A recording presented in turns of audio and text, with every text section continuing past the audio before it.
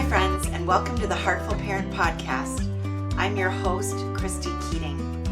In this podcast, we talk about it all, our parenting, our partnering, and our professional lives, because they are all a part of us, and we were never meant to do this alone. Hey friends, welcome back to the Heartful Parent Podcast. So happy to have you, yes, you, here today. At the time that you are listening to this, assuming that you're listening to this episode sort of shortly after it has been released, I am actually on vacation with my family, with my husband and my daughters for spring break. And it's, we are taking a much needed break after kind of a challenging few months with some childcare challenges, some family members with health issues, and my assistant having to have surgery, and just, a variety of things going on.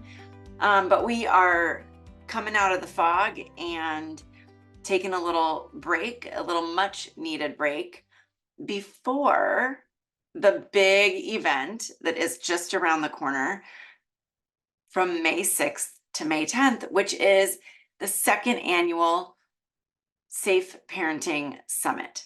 Now, if you joined me last year for the Safe Parenting Summit, you know that it is a week chock full of incredible interviews from incredible experts who talk about online safety, brain safe parenting, risk appropriate parenting, safer world parenting, and sexual health and safety.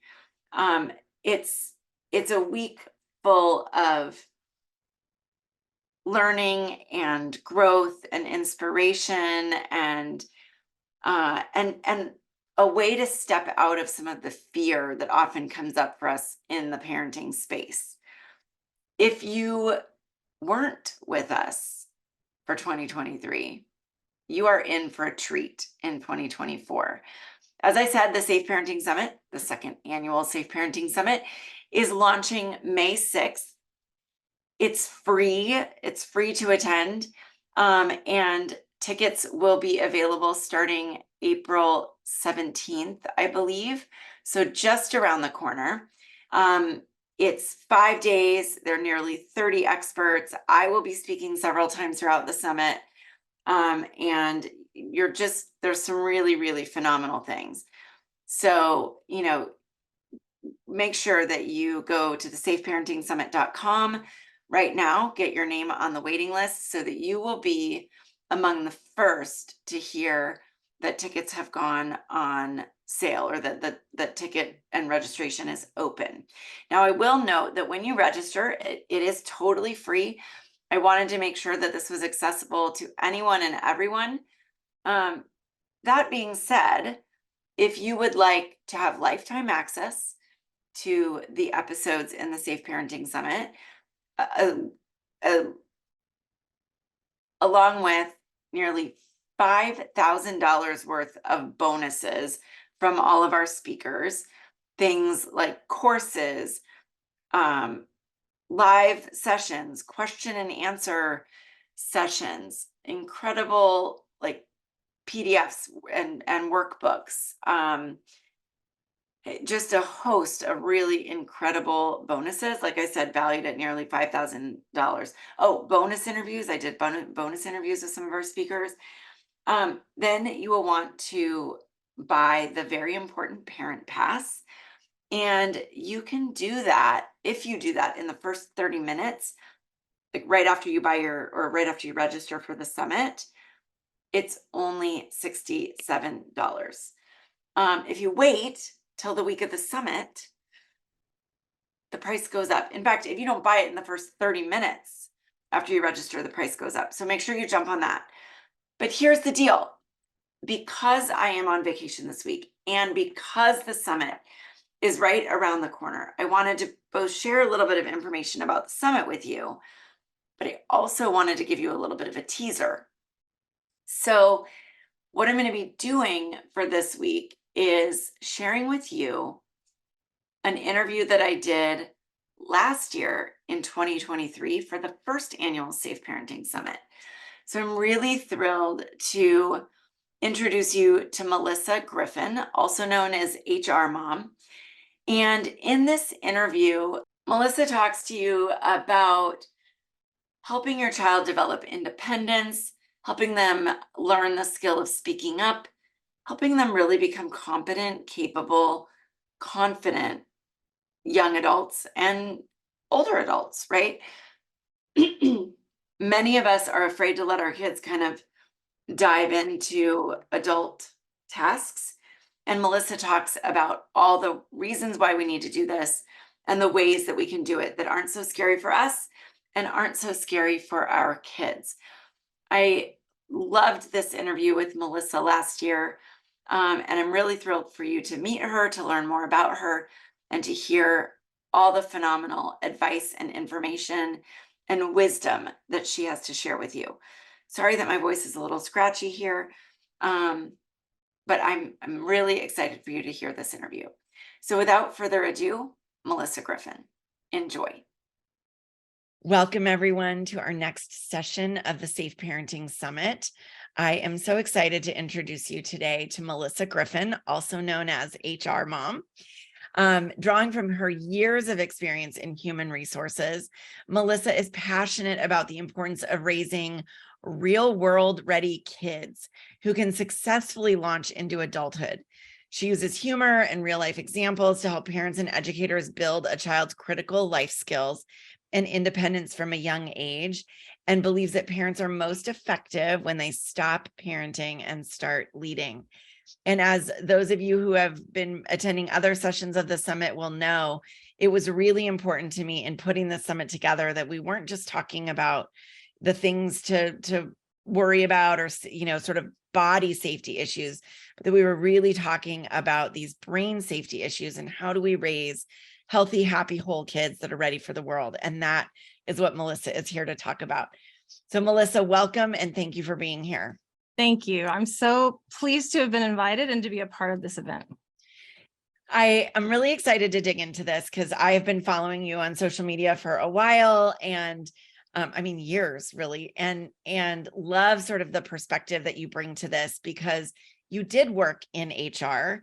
You did see what, we're making hires and seeing what was happening as people came up. So I want to dig into all of that, but let's really get to the backstory here. How did you become HR Mom? Thank you. So I was in recruiting and talent acquisition hiring in corporate America for almost 20 years. And most of that time I was spent hiring in the entry-level space. So these are young adults, their first real professional positions, not restaurants and serving, but your first call center job, your first job working at a Petco store, for example. And what we were noticing especially over the last 10 years is kind of a steady decline in the skill set that was built in. So we would say, when someone comes in at this age, they've already got these skills. And we were noticing a lack of just your basic communication skills, interpersonal conflict skills, just answering the phone, etc. And I started writing about it. I started saying there is a trend here. We're noticing it no matter what the industry is. And I think it can be traced back to some of the more modern parenting styles. I started writing about it and then a few posts went viral. And I said, there's a space for this. Parents who want their kids to be capable, but just don't know how much letting go is appropriate. And how do we teach independence and keep them safe? And that's kind of my niche on the internet now as HR Mom, is helping parents know how to do this.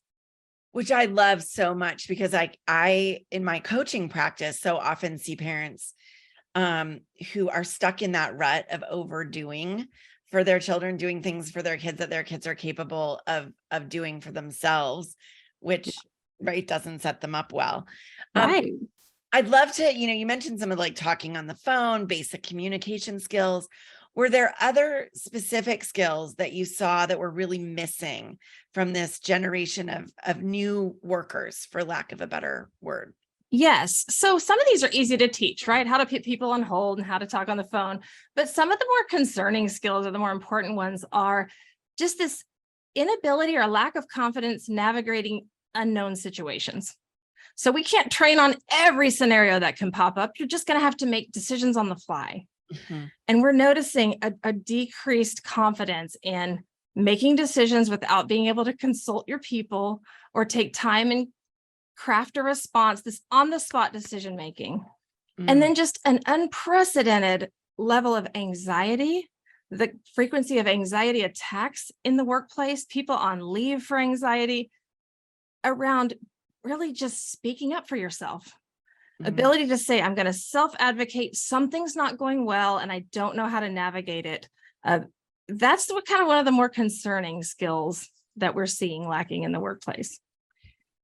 Yeah, because that ability to self-advocate, well, I mean, we've talked about that a lot through this summit in terms of, helping kids be safer. And of course, when it comes to body safety, and a number of speakers have said this, that's a parent's job. It's an adult's job to keep kids safe in that respect. But that ability to advocate is still really important for them because we won't always be there, right? It's really important. And when I say advocacy in the workplace, you think these are adults. It could be things like my computer isn't working well, or I don't have the resources I need, or you and I've talked about I have ADHD and I need some simple accommodations, but I have to have the confidence to use my voice to ask for those. So it leaves this lack of skill set. It's not about how they can't succeed for the corporation. It's about them feeling safe, them doing the best work that they can do. And then, there's some minor examples, but some major examples is if you're being mistreated at work, if you are seeing others who aren't being treated properly, or you don't understand your benefits, there are some pretty big consequences for not being able to use your voice at work. And we want to make sure that we can set our kids up for success for that before they ever get to that situation. Well, and I'm guessing that there's probably even some parents listening who are like, oh yeah, I don't always, right? I don't even know how to do that for myself, and thinking, oh, this is a skill that we can teach our kids. If we think about a child or really young children, and of course, for this summit, we've got parents of kiddos as young as 4, as old as 14, and may have kids on either side of that as well. What risks does that inability to kind of use that voice put our children at when they're kids? And then how is that translating into the workplace? Yeah, it's important that we use the word skill, because we forget that this is something that can be taught. And I think sometimes we think we have extroverted kids and we have introverted kids. This is going to come naturally to some and not to others. And the fact is, it's a skill that has to be taught. And it starts with a child being taught that your voice matters. What you say matters. Your ideas and your opinions are important, and the world needs those. So this is kind of the foundational conscious parenting of that your opinions matter. That's a shift from when I was younger, we just said, yes, sir. Yeah. And we just kind of stayed quiet and we waited until we were grown up for our opinions to matter. So that's where that starts, is a foundation of my voice matters. It keeps our kids safe because they know I am worthy of taking up space. I'm worthy of having my needs met. So when they are not being met, or I am not being given space or respect, I feel that I have a right to advocate for myself. And so kids who feel empowered to do that and know how to do it, they can say, this thing is happening that makes me uncomfortable. This thing is happening that makes me upset. I don't feel safe at school. My teacher's not being fair to me. Or I can tell the doctor or the nurse what hurts in my body. I can ask for directions when I'm lost. I can get myself to safety faster than someone who's worried about whether they should say something, or worried about whether what they have to say matters, or should they listen to that voice inside of them. It's bigger than just physical safety here. It's the whole picture of feeling safe because they know that they have the power inside to create that safety for themselves right away because they deserve it. Yes. Oh, I love that so much, because that idea that I deserve to take space in the world, my voice matters. And you're right. When we were, when I was being raised, and it sounds like you as well, there was often that you sort of say yes, because that's what you're expected to say to your parents or adults. That and even earlier generations, that sort of kids are meant to be seen, not heard. Right. Or this must be safe because the adults around me seem to be putting up with it. This must be right. This must be safe. Yes. And we're teaching our kids a different way. Yeah. Which, as you said, it makes them safer both when they're young and then when they enter the workforce, the workspace, and adult relationships, right? Sure. Which is all factors into that safety. I'm guessing that there isn't a single parent out there listening to this who's like, oh yeah, I don't really care about my kid being safe. I don't want them to feel like they have a voice or that they deserve, to take up room in the world. And yet, many of us as parents really struggle in making the connection between believing that our kids deserve to have a voice and to take space, and then letting them have a voice and take space and teaching, as you said, that skill. So can you talk a little bit about how parents can start with those younger kids or even the tweens and teens, if they haven't started it yet, in teaching their kids that skill of using their voice, speaking in public, advocating for themselves? You bet. I always say the best time to start this is right when your kids first learn how to speak. And the second best time to start is today. And so it's never too late to start.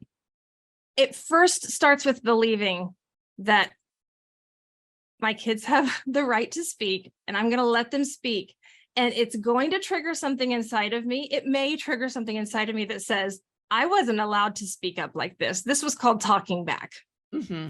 Mm-hmm. Wow, these kids get to say things I was never allowed to say. It feels disrespectful. It feels like they're butting up against authority. We have to say, it's a skill they're learning and they're going to skin their knees a few times. They're going to lead with their chins, right?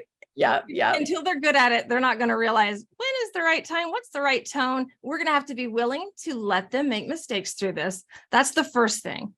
It sometimes frustrates me or makes me jealous when my daughter has more rights than I did at her age. Mm-hmm. And I'm going, oh, I would have never said that to my father. But guess what? I want her to speak up for herself way sooner than I learned in my 20s. Yes. This is the difference, because that's number one. Number two is it's really important for us to forget or lose sight of what our kids are actually capable of. So we have to realize how easy it is for us to do things for them they're perfectly capable of doing for themselves, either out of habit or we just don't notice, or it's just faster. Yep. And then we do things for them that they can almost do for themselves. So she can almost pack her own suitcase without making a single mistake, but I'm just packing it for her. So they just need a little bit of guidance and encouragement, and we're doing it for them. First is recognizing that there are way more of those than we even realize. Yeah. Okay. So, for example, getting change, asking for a refill, RSVPing for the birthday party. They're capable of doing all of these things. They can order their own food. They can answer questions when people ask them, and we just answer for them. Or we speak for them at the hair salon. We speak for them at the doctor's office. We need to say, okay, starting today at this summit, this is very actionable. I'm going to say, I am my own person and voice, and my child is his or her own person and voice. And when we're at a restaurant, I need food and I order my food. They're a separate person who also needs food. What do they need to say or know, or what skills do they need to get their food? And I'm going to hands off and I'm going to teach or coach them through it. But it's easy just to think I'm here with my family. We all need food. I'm the leader and I'm going to order it for everyone. And it's just taking that opportunity away from them over and over and over to make this an easy, natural skill. Yes. Yeah. I mean, I often think, and I think this myself, and I hear parents say this, I can do it better. I can do it faster, and I can do it cleaner, right? Especially with young kids. And that's true. But when we step back from that, like what's the message that we're sending when we do for them? I love the idea of just starting with those simple things, letting them order food, letting them pick out their clothing. I mean, I think we could probably come up with 1,000 different examples where we jump in and maybe we don't need to. Yeah, absolutely. So when we're getting started with this, I like to say, let's set a vision for them and let's let them know things are going to feel different before we just all of a sudden go, you're 12. You should be doing this for yourself. Like, whoa, wow, my mom must have gone to a parenting summit and there's a new sheriff in town. We don't want that. We want to set a vision for them. Hey, your voice matters. The world needs to know what you have to say. When I'm not here, I want you to know how to use this voice so you can be heard, you can get what you need, and you can keep yourself safe. But that's not going to happen overnight. So when we start wanting to teach these skills, what we don't want is for our kids to go, what happened? Mom's all of a sudden not helping me. Dad's left me on my own. What's going on? We want to say to them, hey, I got some new information.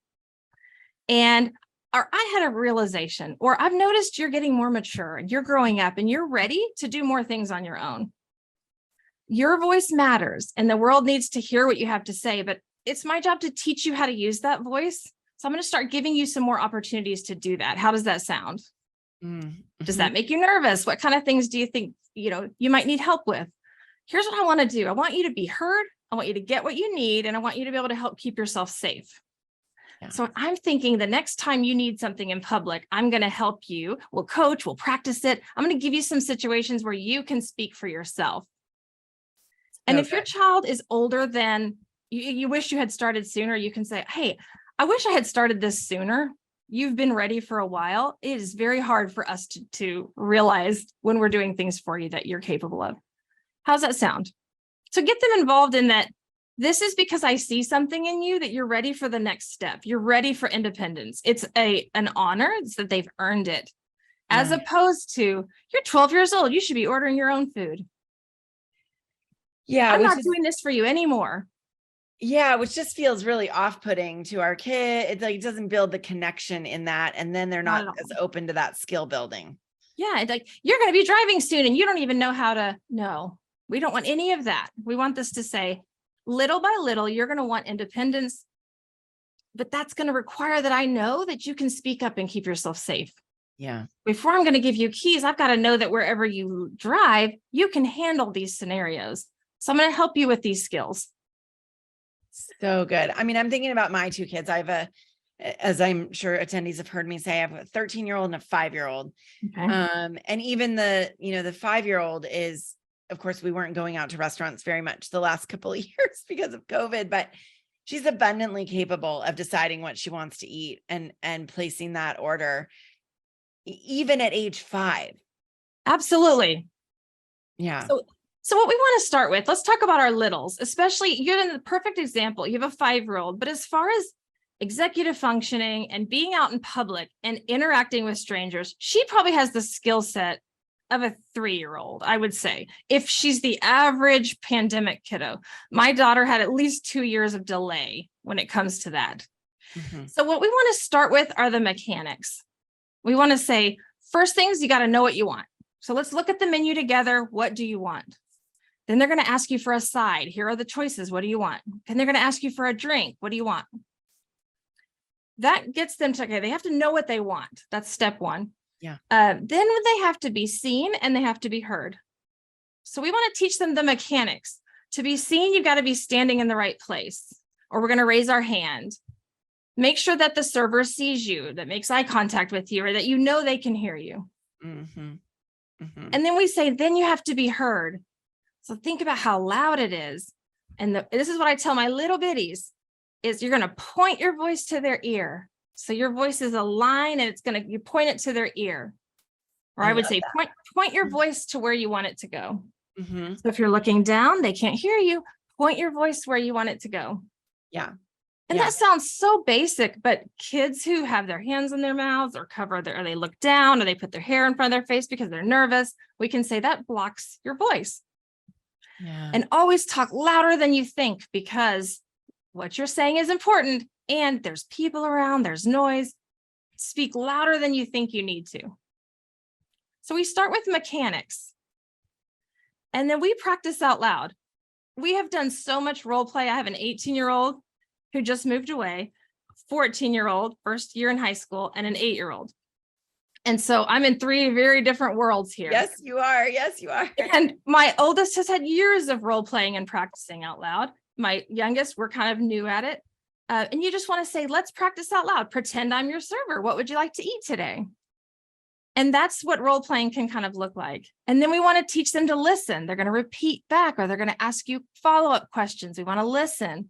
And then we want to be kind. So we want to smile, or we want to say thank you. Just kind of the mechanics. Which And they can go, okay. Because here's a mistake, Christy, that a lot of parents make. We assume that our kids are learning by watching us. Mhm. But the fact is, until they know that they're supposed to be learning this, they're coloring on the sheet. They're really not learning and listening and absorbing as much as we might think they are. Right. So we go, because if all of a sudden you said you're ordering your own food, they go, wait. Even though they've heard you do it 1,000 times, they need to be taught. Now, okay, now I'm paying attention. Yeah. And now that I know that after mom orders and dad orders, it's going to be my turn to order, I'm paying attention in a whole new way. Yeah. I mean, it sounds, when you say it sounds so obvious, right? That we need to teach them some of these skills. And yet I know I'm not alone in that sometimes we just forget. Sure. And you're right. Or we assume that they're learning by watching. And then when we ask them to do it, they go, oh, I don't know how to do that. Right. Right. Yeah. And then they sort of freeze, which raises that, those levels of anxiety, which I know you mentioned, seeing sort of increased rates of that in the workforce as well. When you're doing the role playing, so you sort of role played with us this, the putting your voice toward their ear, or pointing the voice toward the ear and walking through that with them. What are some of you've got an 18-year-old who's off on their own now. What are some of the other role plays that you have found yourself doing with your children over the years that might be helpful to us? You bet.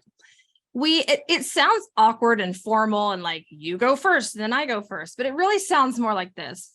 Right before we get to the counter, I'll say, okay, do you know what you want? Okay, we'll do all that talking together. And I'll say, how are you going to say it? She'll say, I want 2 tacos with bean and the cheese and the ones with, and that's awkward and fumbly. And we'll say, okay, so say it again. That sounds much more clear. Or you might use these words instead. Excellent.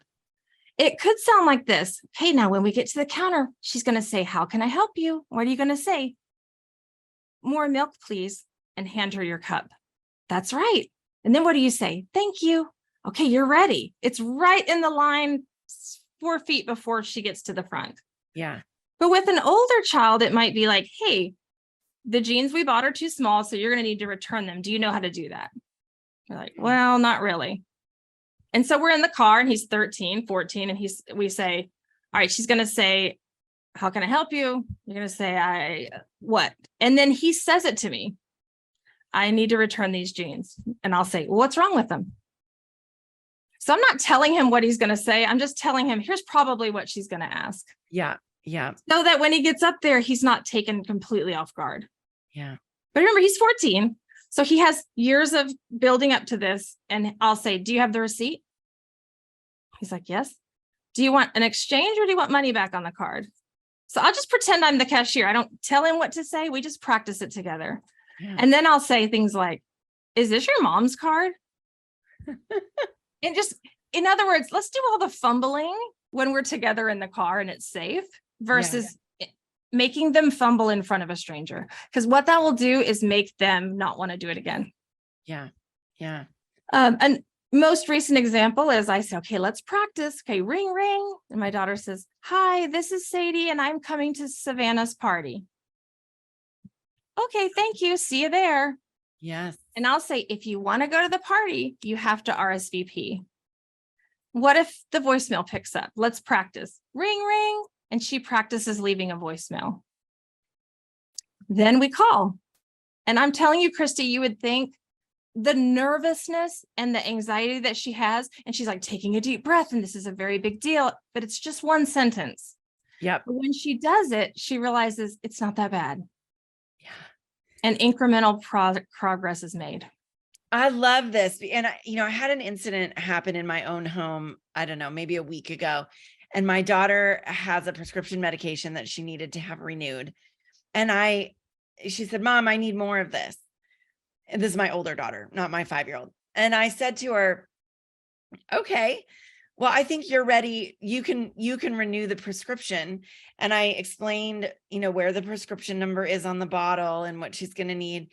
And there was some panic because she thought, am I going to have to talk to the pharmacist? And then I was able to explain that for most things, when it comes to this, it's automated, which relieved some of her stress and anxiety. But then I thought, okay, that's a good cue for me, that the idea of speaking with that adult on the other end of the phone, if that was causing some nervousness for her, looks like we have some things to practice. Yes. Yeah. And that's exactly right. You noticed, okay, there's some discomfort there. Let's lean into that. Yeah. And from now on, anything she needs that requires a phone call is a way to teach this skill. And it's a natural, organic opportunity. Yeah. We're not creating these fake scenarios that our teenagers just roll their eyes and go, really? We want to lean into their natural motivation to, get to go to the party or to get the haircut. Yes. And we use those moments to say, all right, now let's lean into this training in a natural way that doesn't seem manufactured. Yeah. Yeah. And it strikes me that that's a great way to start addressing that anxiety, the anxiousness overall that you were describing, because they're slowly building up some confidence, right? Yes. Yeah. And so some, parents will say, my kids are just way too anxious to do this, so I do it for them. Mm-hmm. Or there's no way my daughter would do that. There's no way I could send my child in to do a return at age 14. That's okay. All of our kids are at a different pace. Mm-hmm. They're at a different place in their journey. But we've got to remember, now I'm not talking about extreme clinical anxiety. I'm talking about even run-of-the-mill or even slightly elevated anxiety in social situations. Mm-hmm. We've got to remember that most anxiety, not all of it comes from feeling unsafe. A lot of it feels just feeling uncertain and unsure about what's going to happen. Yeah. And we can't accurately assess the risk of what happens if something goes wrong. Right. So this lack of trust in themselves, like they don't know what to do, it can grow the longer we keep them from these situations. Yeah. And, you and I both know, if your child gets to their anxiety or an adult's anxiety gets extreme, when they go into a professional, the therapist will often recommend what we call exposure therapy. Mm-hmm. And so you expose them to the fear, you sit with it, you sit through it with them and start small. And then they realize, oh, it's not so bad. And then we expose them to a little bit more of the fear. It's not so bad. Exposure, exposure, exposure. We're saying, instead of letting it get so major that a professional has to do this, let's do our own miniature exposure therapy at home when they're little. Yeah. Let's expose them to these uncertain situations. And the more often they do it and get it right or wrong and nothing happens, Mm-hmm. then the beast is tamed, right? Such a good point, because as you said, like, I think a lot of us, it's so hard to watch our kids struggle or be in pain emotionally, right? And we want to rescue them from that. But what I hear you saying is that it's really important for that long-term skill building and that long-term, anxiety management, is to actually let them struggle through that a little bit, not without helping, like not without prep, but then letting them kind of figure it out. That's right. So let's use their natural motivation to push through the initial discomfort. And then when they experience success, we go, fantastic. Look at you, you did it. Or they experience failure and they realize, oh, mom stepped in, or, oh, I hung up and I'll never speak to this person again. It's not such a big deal. And they can have numerous exposures to success and numerous exposures to failure. They realize the stakes aren't nearly as high as I thought they were. I can handle it, whether it goes well or it doesn't. That's the goal. Yeah. That's the goal. We're going to build on momentum. And then we're going to say, hey, if something goes wrong, it's going to go wrong, but I'm 3 steps behind you. Right? And then they can take increasingly bigger risks and put themselves in increasingly more independent situations, knowing the net is pretty close to where I am. The fall is not far. The stakes are very low and my skills are getting better and better and better. Yeah. I love that. I often say, like, when it comes to money and dealing with money, we want our kids to make mistakes with money, when the stakes are low, rather than when they've got a credit card that they've got access to and making a, getting way into debt. And this strikes me as very much the same thing, as Sure. let them experience that failure when the stakes are low, so that when the stakes are higher, they know they can lean into that a little bit more. Yeah, let's let them fumble around on RSVPing to a Chuck E. Cheese party, but not their first phone interview. Yeah.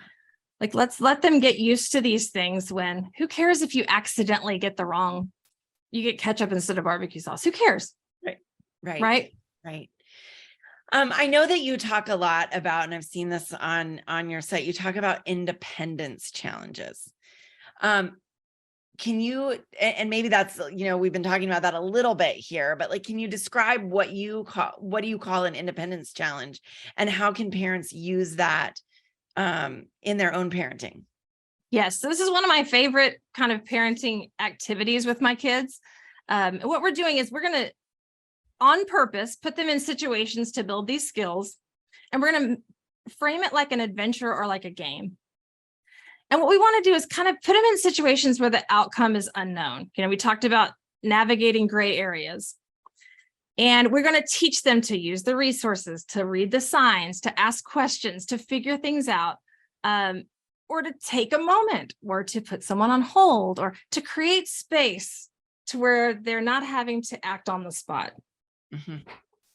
And once you realize I can create space and make a decision, I can kind of bail in a responsible way, get myself together and re-enter, then your kids will feel like I can face anything. Yeah. Right. So these challenges, here's what I'm doing. They're a real world activity, and they're designed to be completed by the child almost entirely on their own. They're going to practice a new skill. They're going to stretch their comfort zone, and they're going to make mistakes. And we say that's part of it. That's part of the game and part of the adventure. Okay. Mm-hmm. And here's what it looks like. And I've typed some examples. If you see it, I'm reading. Okay, great. It should look like a game. It should look like my mom trusts me. My dad sees potential in me. I'm going to be sent into this thing where if I fail, there's no real failure. Yeah. It shouldn't feel like a quiz or a test. It shouldn't feel like they're being put on the spot or they're being pressured or embarrassed. It shouldn't have an unmanageable amount of anxiety tied to it. It shouldn't be a reward or a consequence. Like, if you don't do it, you don't get the ice cream. That is wrong. Okay. Mm-hmm. This is just to learn. It should be fun. And when you come out of this, fail or not, isn't that something we've learned about ourselves? No big deal. Yeah. Okay. So during this challenge, and I call it that because I had boys at the time, I didn't have my daughter yet. And anything that's a challenge or an adventure is cool. Mm-hmm. Anything where the parents aren't right behind you, it's like all great stories. The kids are on their own. Yep. And then I pretend to be invisible. So here's an example. We're going to see if you can pick up my dry cleaning. Oh, okay. So what am I going to do? I'll say, okay, there's a ticket on this piece of paper. Here's the challenge. Can you go in and give them this paper? Say my first and last name. They're going to give you the work. There's no money that's going to be exchanged. You're going to say thank you. You're going to come out to the car. If we're not ready to send a kid in alone, then I would go in and I'd stand close and I would say, I'm going to pretend I'm invisible. Mm-hmm. So if the adult tries to talk to me, I'll say, I'll just act like I'm not there. Like, they're learning because we're trying to get the adults to talk to the children. I smile and I encourage them and I don't rush them. So a great way to do this is self-checkout. Yes. So we're going to buy 8 or 9 things. I bet you can do it with no help. And I'm going to pretend I'm invisible. And if they get stuck, they're going to turn to you and your instinct is to just do it for them. Nope. I'm going to go. And now they have to read the signs, or they have to ask the attendant, or they have to weigh it, or they've got to really try to figure it out because I'm pretending I'm invisible. And I'm showing them by not rushing them that they're allowed to take up space and they're allowed to take up time. Mm. So the people behind you that are waiting for you, their time is not more important than you. So they just need to take a deep breath and they need to know that you matter, you're learning, and you can take up space right now. Yeah. I was in my 20s, and if I took too long for anything, I would get so anxious. I would bail on the entire purchase because I was so worried about the people behind me being put out. Yes. That's why I couldn't coupon. I couldn't write a check. I couldn't do anything because I was so worried about everybody else's needs, but didn't realize I was worthy of taking up space and asking follow-up questions or saying that my food wasn't satisfactory or anything. So You know here's what's- Oh, I was just going to say the thing that's so profound about that for me is that it's not just about the skill, right? And the skill's kind of secondary to what you're describing. It's really about that bigger belief that we're helping them form, which, as you just said, is that they deserve to take up space. They are worthy of the time. Yes. Their time and space is as valuable as anybody else's. And man, that is more important than knowing how to self-check, which I still struggle with. Right. Yeah. It's not that I need you to know how to order pizza. It's that I need you to know how to navigate situations where you might be asked something that you don't immediately know the answer to. Mhm. So when you get to work and you don't understand your benefits, you know how to ask questions, use your resources, research. When you're in a situation where I don't know if I should leave this party, if I should stay, if I should call an Uber, should I ask how can I keep myself safe in this moment? I deserve to feel safe in this moment. Yeah. Yeah. And if every child could walk into the world with that fundamental belief, I deserve to feel safe in this moment and every other moment. I mean, man, this summit will have accomplished what I would hope for. I want to go back for just a minute because you mentioned, and I neglected to dig in a little further to this idea of helping them navigate gray areas. So we talked a lot about like role playing. How do you get the dry cleaning, or how do you, return the pair of pants that's too small? And those are situations where we as adults generally know how that's going to unfold and can kind of walk them through that. How do we start to teach or give them more experience with those situations where we don't know how it's going to unfold? Sure. We don't know if they'll take the pants back or not. Right. Some of it is we stand back and we watch them fumble for a minute. They're like, she's asking me something and I don't know. And I can say, what do you think? And I'll be like, pick one. So here's an example. My kids went in and I had them, you each get 1 pint of ice cream. And you can pick the flavor, and it's in a bin and it's a gas station. And they were just old enough to be sent in, but I would only send them in a place with 1 door in and 1 door out. Right. Mm-hmm. So the dry cleaners and the gas station are my favorites. Right. And there was a buy 3, get 1 free, or buy 3, get them for cheaper. Mm-hmm. And they had to make a decision. Mom said to only get 2, but if you do this, if you get 3, it's only a little bit more. They had to make a call. And they came out and I was like, you made a decision. I told you to only get 2. I really only wanted you to get 2 and you got 3. You know what? It's going to be nice having extra ice cream around. Good job. You made a decision. You didn't know. You didn't know if I was going to be angry. You didn't know if I had enough money for that. You made a call. Good for you. You made a call. Or gosh, you made the wrong call. It was a limit of 10. So you gobbled up 10 of them. We can return the other 6. That way they can know I just have to make a decision, and it might be bad and it might be good. It can always be fixed, but I'm going to just trust myself and make a call. So I've sent my sons in for a short grocery trip. They've come out with diet or sugar-free. They've come out with, the wrong kind of bread. They've come out with all kinds of things. That's how they learn. But in that moment, they had to just make a decision. Yeah. So the more we can put them in situations where there are gray areas, where they have to just decide. I sent my son in one time and he didn't have enough money on his card. It comes time to pay and his card is declined. And I'm in the car and he's 14. He panicked. Well, his version of panicked. Yeah. And he just said, I don't know what to do. And what he needed to do was say, can you place this on hold? I'm going to step aside. I'm going to transfer money. I'm going to come back and I'm going to finish paying. Mm-hmm. He just had to say, I don't, there's not enough money on this account. And the cashier said, do you want me to place this on hold? Sure. And he came out and we walked through it and he went back in. And what he learned was, now I know that you can suspend transactions. Now I know that you can ask for help. I know that you can stop and take a pause. We figured it out. And the more those things happen, the more they realize I can handle it. Yes. It also strikes me, he learned the fact that really in most circumstances, other people are willing to help and to guide, right? Which is, I think, equally valuable to know that we don't have to be afraid of all the people that we're interacting with, and that most of them are there to help. This is, this in principle sounds really great. And as I said earlier, I know it's difficult for many parents to make that leap from the belief piece into the action piece, and sort of, knowing where to get started or how to get started.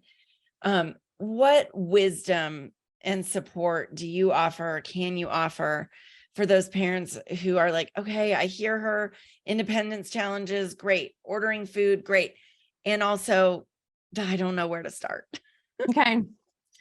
What we do is we just start with the next lesson that presents itself. So don't get overwhelmed with, can you please send me a list of things my kids need to know? No, we're going to say on their path, what's the next thing that they encounter? How can I step back, give them the skills they need, and watch them try it? Just whatever's next. The next time we go eat, the next time we go through the drive-thru and want to get donuts, the next time they need to make a call to grandma to see if they can come over. Let's start with the next thing that organically comes up. Yeah, that's where we'll start. And then we can say, I need to exchange the propane tank on the grill. I'm going to challenge my teenager with it and give him no information. He knows how to Google. He can figure it out. I'm going to challenge him to know what's happening when there's a beeping on the ceiling. And he'll discover, oh, that must be the smoke detector. Here's what this requires. Mm-hmm. We're going to, little by little, as these things come up, go, I wonder if he knows how to get a key made. Life will give us all of these lessons. Yeah. So do not get overwhelmed with a checklist or a curriculum, because life will give a life skills curriculum. If we just say, I'm going to stop doing for them what they can probably or almost do for themselves. Yeah. Yeah. And that's true for the littles as well as we've been talking a lot about sort of the teens, but we can start this when they're 4, 5, 6. Yes. Maybe they're not Googling how to replace a propane tank, but they can order their mac and cheese. But they know they want more lemonade. Yeah. And so, you know what you have to do to get more lemonade? You have to raise your hand and you have to really loud say, more, please. Can you do it? That's where we start. Yeah. We start with what they can do today. Love it. I know that you have a lot of resources and support in the HR mom community. Can you talk a little bit about that for those parents who are like, I'm willing to do this. I just want somebody on my team as I do it. You bet. So on Facebook and Instagram, I'm just HR mom, and I offer a lot of advice. How do we get our kids to be real world ready? And I just give example after example of ways we do it and ways that we've tried that don't work. That's the easiest free way to interact with my content. But then I'm really passionate about that. Some of the most important skills that can be taught in the home start with basics like chores. Mm-hmm. Ownership, executive functioning, time management, prioritization. So my flagship course is called the Family Chores Reset. And that's where I help families share the load of household chores and graduate our kids into owning their own spaces. Mm-hmm. Then I have a second course called Alexa, Simplify My Life. And that's, of course, how do you delegate the mental load to your kids and help them slowly take on their own schedules and calendars and reminders and morning routines and that kind of thing. And these two classes, I'm excited to offer 50% off for anyone who chooses to be VIP Pass owners and upgrades to the VIP Pass for the Safe Parenting Summit. You can lighten your own load while upskilling your kids at the same time at home. I love that. I love it, love it, love it. And I'm so grateful for that generous offer. For those who are, don't happen to be VIP pass holders, I know for you, like, as I said, I have followed your work on social media for a really long time. Is that the best place for people to find you? Is, a newsletter, social media? Where should people go that want more from you right away. So Instagram and Facebook are the best ways to have just a daily feed. But if you go to hrmom.com, that's where you can see all of the things that I provide. You can get on the newsletter. I have an HR Mom parenting focus group.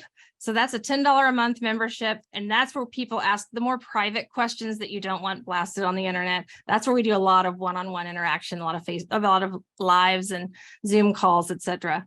And I'm thrilled for people with kids of all ages to join the community because we're all doing this together in different ages and stages. We all have the same goal, and that's just real world ready kids who feel confident embarking on the next part of their lives. Yes.